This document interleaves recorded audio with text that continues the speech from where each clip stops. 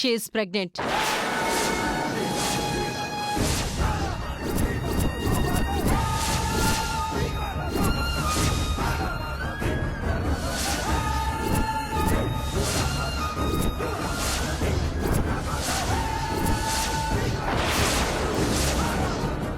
Alekhya conceive అయింది.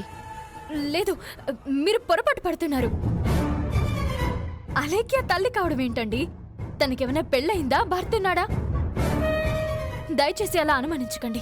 అలేఖ్య మంచమ్మాయి. మీరు test చేసిన దాంట్లో ఏదో పొరపాటు ఉండుంటుంది. నేనెందుకు పొరపాటు పడతానండి? నేను గైనకాలజిస్టుని.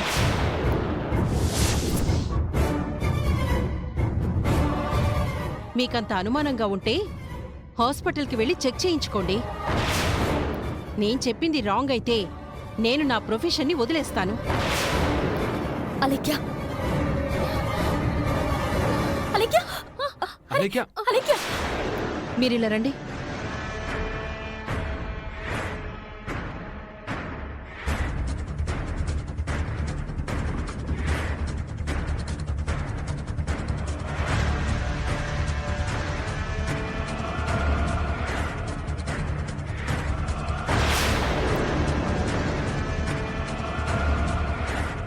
మాతో అన్ని విషయాలు చెప్పావు కదా, మరి ఈ విషయం ఎందుకు చెప్పలేవని? ప్రేమ విషయం చెప్పావు, పెళ్లి విషయం చెప్పావు, మరి తల్లి కాబోతుందన్న విషయం చెప్పలేదే?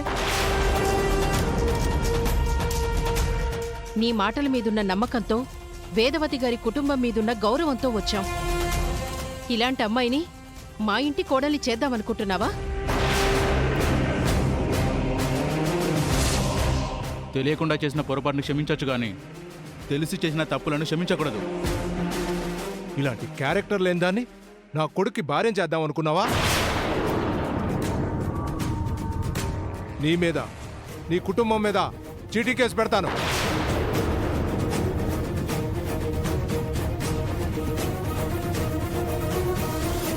మీరా పద్ధతుల గురించి, సంప్రదాయాల గురించి జనాలకు బోధించేది?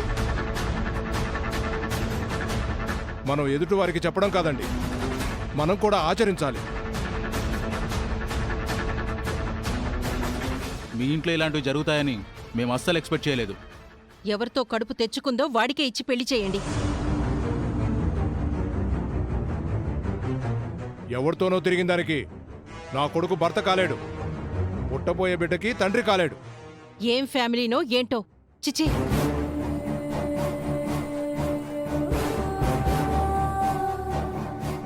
పదండి.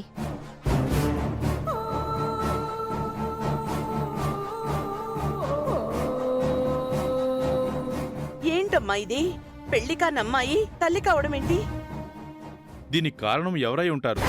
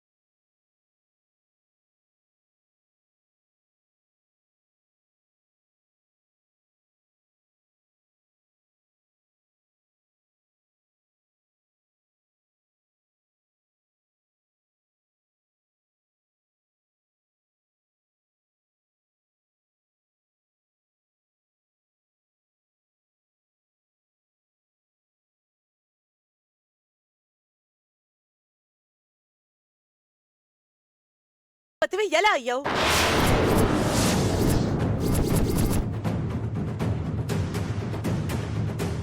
అలేఖ్య కన్సీవ్ అయింది. నేను చెప్పింది రాంగ్ అయితే నేను నా ప్రొఫెషన్ని వదిలేస్తాను.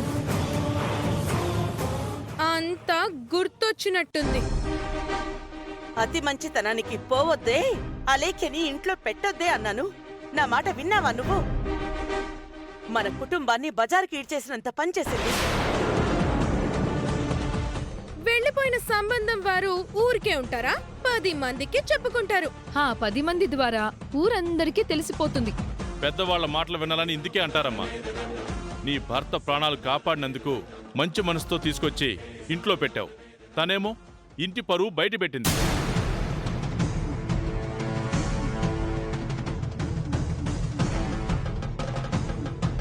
మీ అమ్మకిచ్చిన మాటని నిలబెట్టుకోవడం కోసం నేనందరితో మాటలు పడుతూ కూడా నీకు మంచి జీవితం చూపించాలని తాపత్రయపడుతున్నాను.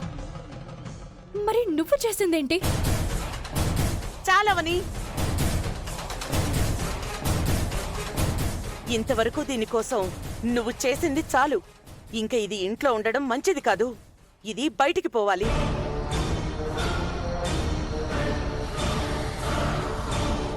అసలు దీన్ని చూస్తుంటే చంపేయాలనిపిస్తోంది. దీని మొహం చూడాలంటేనే అసహ్యంగా ఉంది. ముందు బయటికి గెంటే అమ్మా. వదినా, కావ్య కూడా పెళ్లికి ముందు తొందరపడింది. అప్పుడు కావ్య ఏ పరిస్థితుల్లో ఉందో ఇప్పుడు అలేఖ్య ఆ పరిస్థితుల్లోనే ఉంది. అందరూ కాస్త సహనంతో ఉండండి. దీన్ని సమర్థించడానికి నా కూతురు ప్రస్తావన తీసుకొస్తావా? బుద్ధుందా నీకు? కావ్య అలేఖ్య ఒకటేనా? తేడా లేదా? నోటికొచ్చినట్టు మాట్లాడుతున్నావు. ఆలేఖ్య ఎవరి వల్ల గర్భవతి అయిందో ముందు ఆ విషయం తేల్చండి అత్తయ్య. మనింట్లోనే బుద్ధిమంతురాల్లా ఉంది కదా, మరి ప్రెగ్నెంట్ ఎలా అయిందో అడగండి. అవన్నీ అడగాల్సిన అవసరం కూడా నాకు లేదు. దీన్ని బయటికి గెంటేస్తే తర్వాత ఎలాగో అలా పడుతుంది. నా ఇంటి నుంచి బయటికి పోవే.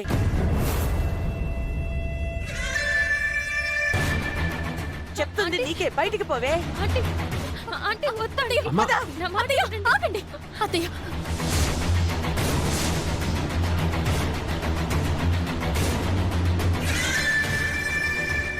అడ్డు తప్పుకో అవని. ఆవేశపడకుండా ఆలోచించండి అత్తయ్య. ఆవేశపడకుండా ఆలోచించడానికి, చేసిన తప్పును క్షమించడానికి అదే చిన్న తప్పు కాదమ్మా. అవని ఈ సమయంలో కూడా సపోర్ట్ గా నిలబడితే అవనిని కూడా బయటికి గెంటేయండి.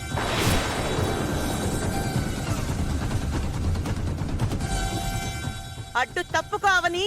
అత్తయ్య, ఈ సమయంలో మీరు ఆవేశపడడం కరెక్ట్ కాదు. మీరు కరెక్ట్ కాదు అంట.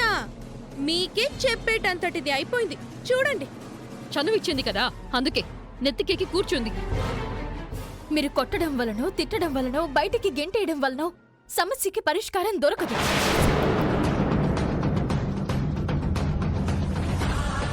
అలేఖ్య మనింటి అమ్మాయే అనుకోండి. నా మొహం చూసి ఈ ఒక్కరోజు వదిలేయండి. అలేఖ్యతో పర్సనల్ గా నేను మాట్లాడతాను. కాదనకండి అత్తయ్య, మీ కాళ్ళు పట్టుకుంటాను.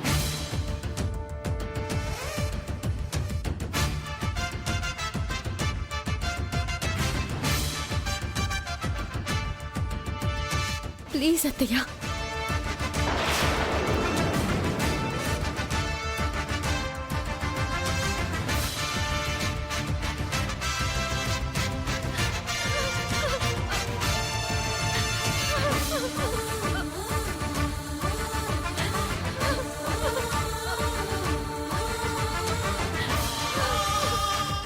ఇక అందరూ వెళ్ళండి.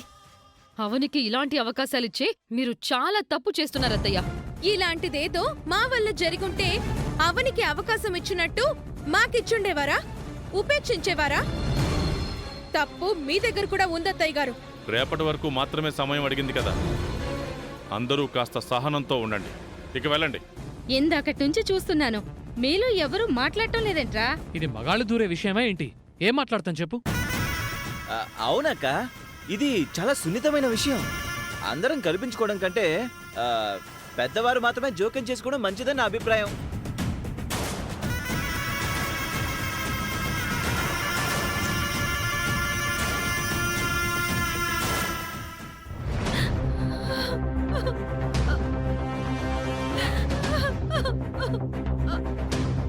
క్లైమాక్స్ మనం అనుకున్న దానికంటే స్ట్రాంగ్ గా ఉంది కదా. దీని పార్ట్ 2 ఇంకా రసవత్తరంగా ఉండేలా ఉంది.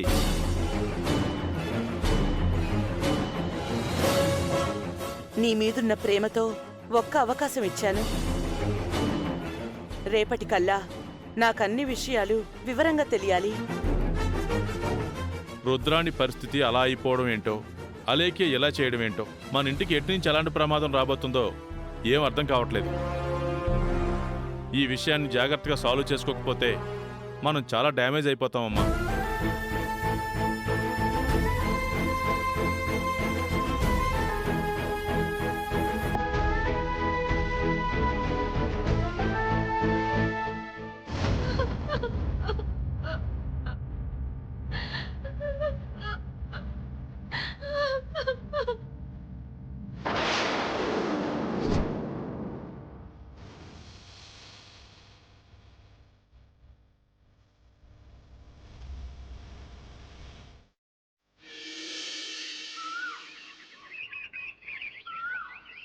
అవని, అవని, అత్తయ్య, అలేఖ్యతో ఈరోజు మాట్లాడతాను అన్నావు కదా, మాట్లాడేవా? ఇంకా మాట్లాడలేదు అత్తయ్య. కొన్ని విషయాల్లో ఆలస్యం చాలా ప్రమాదం అమ్మా. తొందరగా వెళ్ళి తను గర్భవతి కావడానికి కారణం ఎవరో తెలుసుకునిరా. అత్తయ్య వద్దని చెప్పినా వినకుండా అలేఖ్యని తీసుకొచ్చి ఇంట్లో పెట్టావు. ఇంట్లో కాదు, మన నెత్తి మీద పెట్టింది. ఆవిడ గారు కడుపు విషయం బయటికి తెలిసిందంటే మన చుట్టాలు బంధువుల దగ్గర్నుంచి ఫోన్ల మీద ఫోన్లొస్తాయి. ఎవరి వల్ల తల్లైందో తొందరగా తెలిస్తే ఏదో ఒక నిర్ణయం తీసుకోవచ్చు. రాత్రంతా ఇవే ఆలోచనలు. ఏ నిమిషాన ఈ విషయం బయటపడుతుందా, ఎవరు ఎదురుపడి నన్ను అడుగుతారా అని నిద్ర పట్టలేదు. తొందరగా వెళ్ళి తెలుసుకునిరామ్మా. సరే అత్తయ్య, కనుక్కుని అలేఖ్యని తీసుకుని వస్తాను. అందరి ముందు నిజం చెప్పేస్తాను.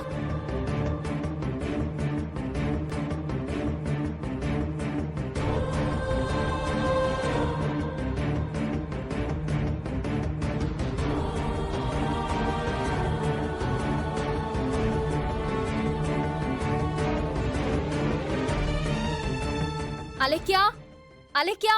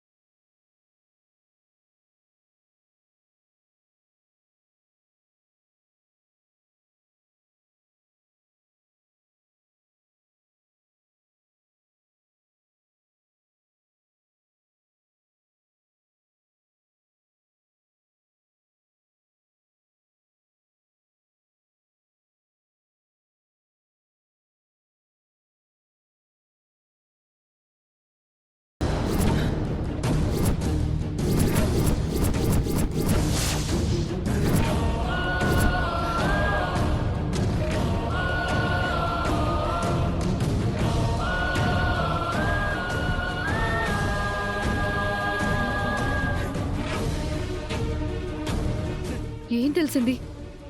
ఎందుకు అంత కంగారుగా వస్తుంది? ఆ లెక్క్యం తీసుకొని వస్తానంది కదా, మరి ఒక్కతే వస్తుందేంటి?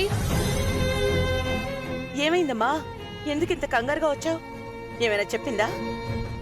చెప్పడానికి అసలు అలేఖ్య ఇంట్లోనే లేదు.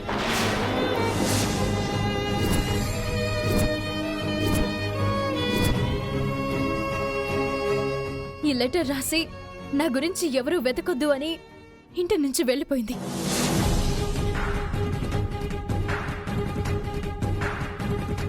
ఎక్కడికి వెళ్ళిందో, ఎలాంటి నిర్ణయం తీసుకుంటుందోనని చాలా భయంగా ఉంది.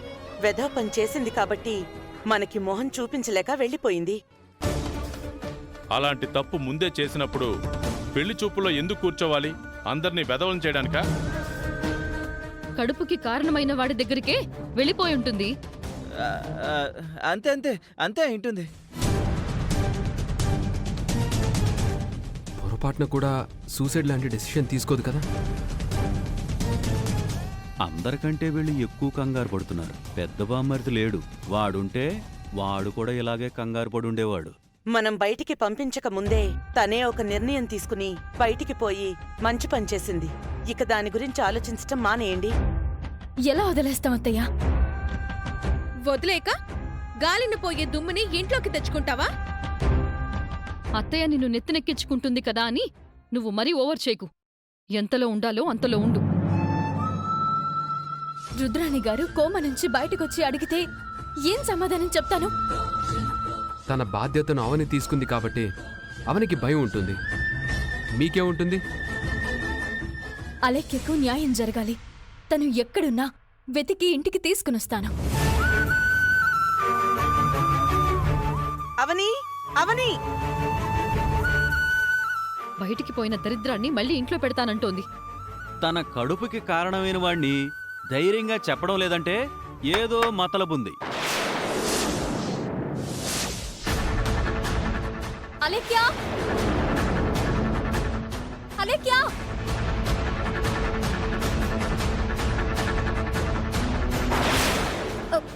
అన్న ఒక్క నిమిషం. ఈ అమ్మాయిని ఎక్కడన్నా చూసారా? చూడలేదమ్మా. అలెక్య!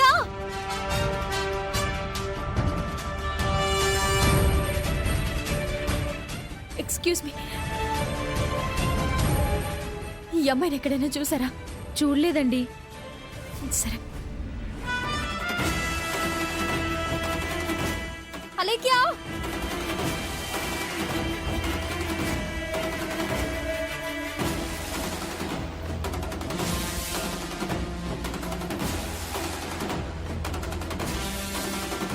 నాకు తొందరగా వివాహం జరగాలని ఆశీర్వదించండి స్వామి. సంతాన ప్రాప్తిరస్తు. అలెక్య! మా ఇంట్లో ఉన్న నువ్వు పెళ్లికి ముందు గర్భవతివి ఎలా అయ్యావు? అంటే వద్దండి. అమ్మా! నా మాట వినండి. ఆగండి.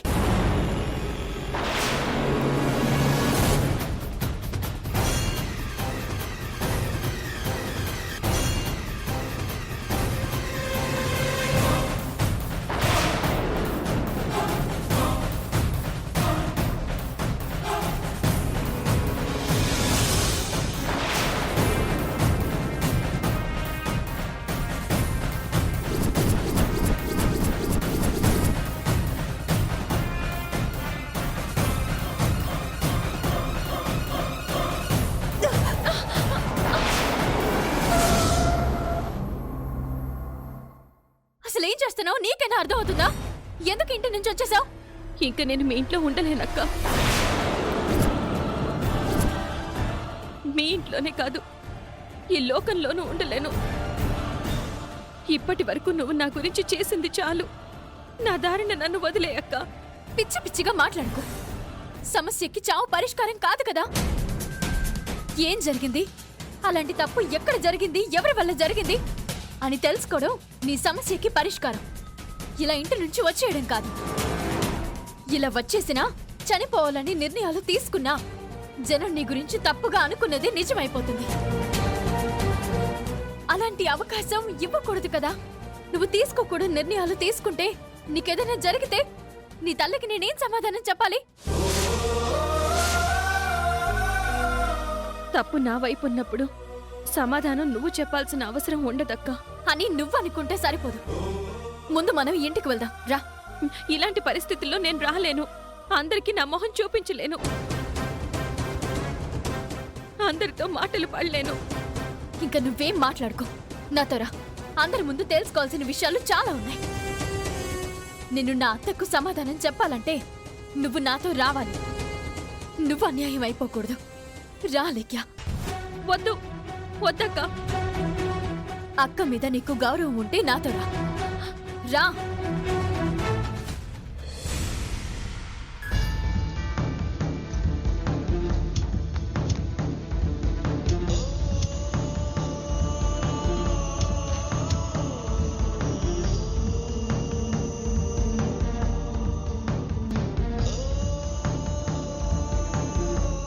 అవని అలేఖ్య గురించి వెళ్ళి చాలాసేపు అయింది, ఇంకా రాలేదు.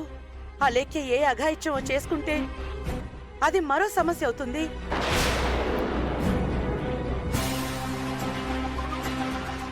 ఇదిగో రా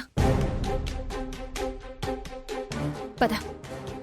అక్క, నా పాటికి నేను ఎటో వెళ్ళిపోయేదాన్ని, నన్ను మళ్ళీ అనవసరంగా తీసుకొచ్చావు. దయచేసి ఇలాంటి మాటలు మాట్లాడుకో. రా వెళ్దాం, రా.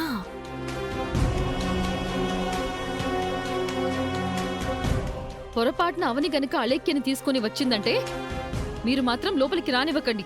మనం అలేఖ్య వల్ల చాలా ఇబ్బందులు పడతాం. మీకు చెప్పేంతటి వాళ్ళం కాదు, కాకపోతే ఈ మధ్య మీరు సరిగ్గా నిర్ణయాలు తీసుకోవడం లేదు. వయస్సు పెరుగుతూ ఉండటం వల్లో లేదా అవనిని గుడ్డిగా నమ్మటం వల్లో గాని మీరైతే రాంగ్ ట్రాక్లో వెళ్తున్నారమ్మా. ట్రైన్ నడిపించేవాడు అప్రమత్తంగా లేకపోతే వెనకొన్న 100 బోగీల్లోని జనాలు బతుకులు అల్లకల్లోలమైపోతాయన్నట్టు మీరిద్దరూ సరిగా లేకపోతే మేమంతా ట్రాక్ తప్పిపోతాం అత్తయ్య గారు.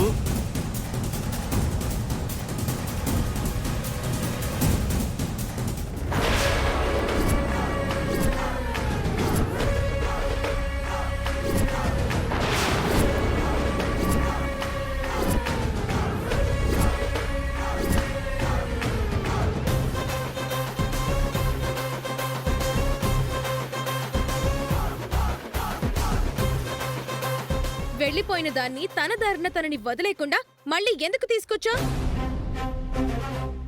ఏవమ్మా, లెటర్ రాసి పోయిందానివి, నీ చావేదో నువ్వు చావకుండా తగుదునమ్మా అంటూ మళ్ళీ ఎందుకొచ్చావు? రావడానికి నాకిష్టం లేదు. అక్కే బ్రతిమలాడి తీసుకొచ్చింది. ఈవిడి గారికి ఏమన్నా పనా పాట? ఇలాంటి పనికి మాలిన పనులన్నీ చేస్తూ ఉంటుంది. నేను సరైన సమయానికి వెళ్ళకపోయి ఉంటే అలేఖ్య చనిపోయి ఉండేది.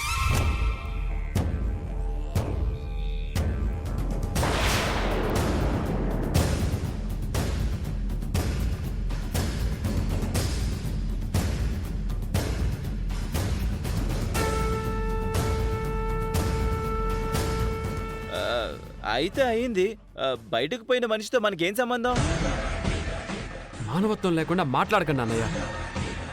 మానవత్వం మానవత్వం అంటూ ఊరి మీద సమస్యలన్నీ తీసుకొచ్చి నువ్వు నీ పెళ్ళం మా నెత్తి మీద పెడుతున్నారా?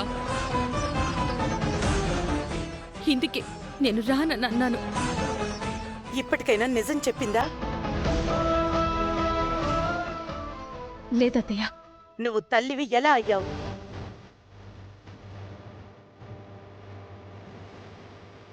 బయట ఎవరితో అయినా పరిచయం ఏర్పడిందా? అలా మౌనంగా ఉంటే ఎలాగమ్మా? మీ సమాధానం మీద మా ఇంటి పరువు ఆధారపడి ఉంది. నువ్వు నిజం చెప్పక తప్పదలేఖ్యా. బయట మనుషులు ఎవరైనా నచ్చుంటే చెప్పు, మేం వాళ్లతో మాట్లాడతాం. అయినా తప్పు చేసినప్పుడు లేని భయం ఇప్పుడెందుకు? ఎంతసేపు అడగాలమ్మా నిన్ను? ఎందుకు అందరి సహనాన్ని పరీక్షిస్తున్నావు? చెప్పవే పాపిష్టిదానా. వదినా, ఎందుకు అరుస్తున్నావు? నా నోరు ముయించడం కాదు, దాని నోరు తెరిపించు. అలేఖ్య, నువ్వు మౌనంగా ఉంటే సమస్యకి పరిష్కారం దొరకదు. నీతో నిజం ఎలా చెప్పించాలో నాకు తెలుసు. నాతోరా.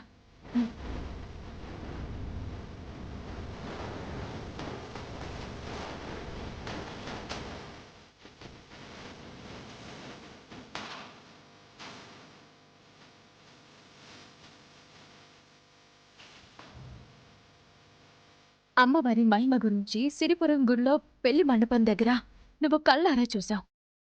నేను నీకు ప్రత్యేకించి చెప్పాల్సిన అవసరం లేదు. అమ్మవారి సమక్షంలో ఏం జరిగిందో భయపడకుండా చెప్పు. నీకు ఖచ్చితంగా న్యాయం జరుగుతుంది. నువ్వు చెప్పకపోతే అమ్మవారి మీద ఒట్టే.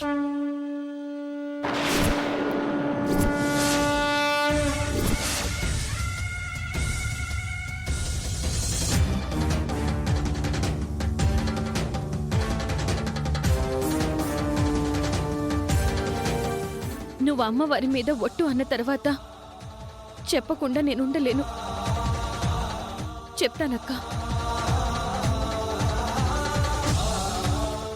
నేను ప్రెగ్నెంట్ని ఎలా అయ్యానో నాకు నిజంగా తెలియదు కానీ నాకు ప్రతిరోజు స్లీపింగ్ పిల్స్ వేసుకుని నిద్రపోవడం అలవాటు.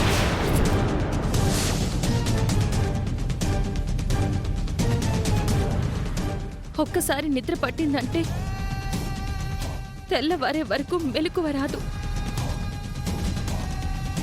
రాత్రంతా ఏం జరుగుంటుందో తెలీదు, అంత మగతగా ఉంటుంది.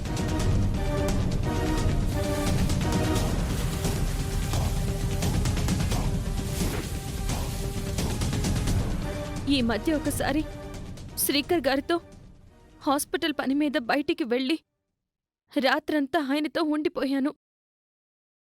అంతకు మించి నాకింకేం తెలీదు.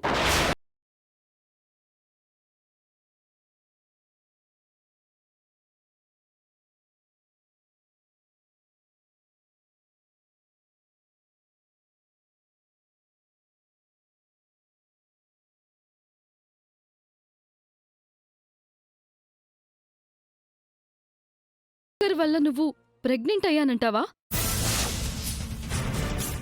అంతే కదా మరి. బుద్ధుండే మాట్లాడుతున్నారా? మీ అలేఖ్య అంటున్న మాటలే కదా.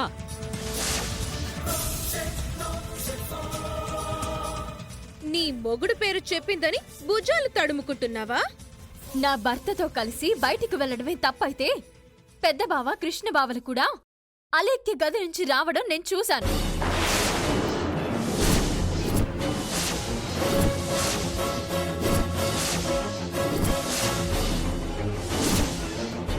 వాళ్ళని నేను అనుమానించొచ్చా? వెళ్ళిన మాట నిజమే కానీ అలాంటి పాప పనులు నాకు అస్సలు తెలియవు. అయినా నువ్వు మమ్మల్ని టార్గెట్ చేస్తున్నావేంటి? మిమ్మల్ని ఎలా నమ్మగలం? నేను చెప్పిన దాన్ని బట్టి శ్రీకర్ గారిని మాత్రమే అనుమానించాల్సిన అవసరం లేదు. నేను రాధగారితోనూ కృష్ణగారితోనూ చనువుగా ఉన్నాను. మరి ఎప్పుడు ఎలా జరిగిందో కూడా తెలియడం లేదు.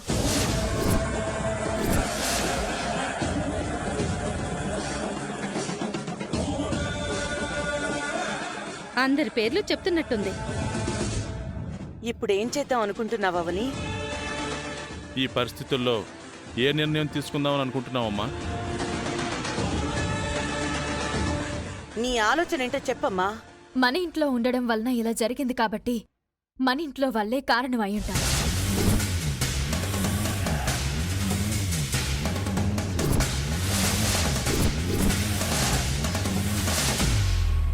అలేఖ్యను తల్లిని చేసిందెవరో నేను కనిపెడతాను.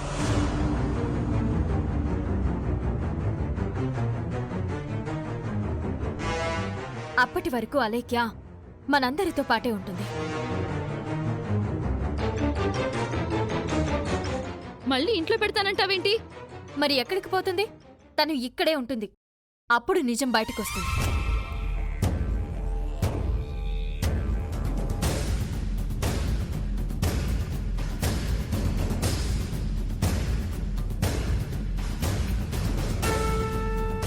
అలేఖ్య, నువ్వు రూమ్కి వెళ్ళి రెస్ట్ తీసుకో.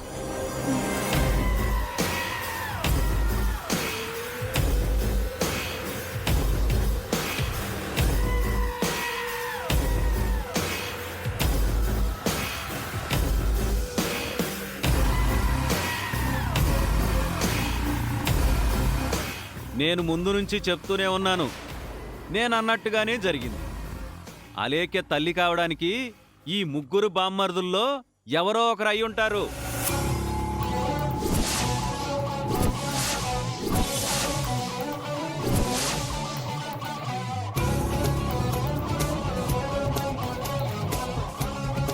వీరిలో ఎవరన్నదే తెలియాలి. అమ్మవారి నిజాన్ని బయట పెడుతుంది.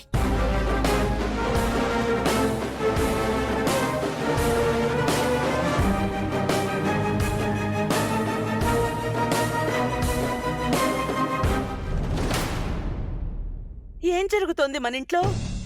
ఎప్పుడూ లేనిది ఇలాంటి సమస్య వచ్చింది. మరే సమస్య అయినా పెద్దవారిగా మనం ఏం చేయాలో అది చేస్తుండేవాళ్ళం. మరి దీనికి ఎలా పరిష్కారం చూపించగలం? కుటుంబం అంటే వేదవతి గారి కుటుంబంలా ఉండాలని మన కుటుంబం గురించి మాట్లాడుకుంటారు. దంపతులంటే వేదవతి ప్రసాద్ గారిలా ఉండాలని మన గురించే మాట్లాడుకుంటారు.